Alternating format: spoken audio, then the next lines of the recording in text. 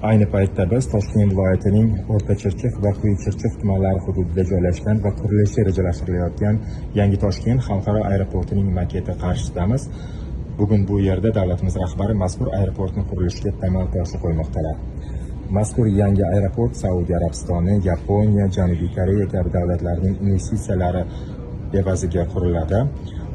Mazkur yangi aeroportda yiliga terminallar orqali 20 million yo'lovchi o'z manziliga yetib olish imkoniga ega bo'ladi. Qolaversa 129 ming tonna yuk o'tkazish va 1 soatda 30 ta uchish-qo'nish operatsiyalarini bajarish imkoniyati tug'iladi.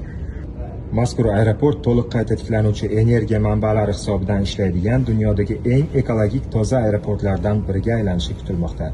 Barchamizga Yangi Toshkent xalqaro aeroporti xizmatlaridan foydalanish nasib etsin deb qolamiz.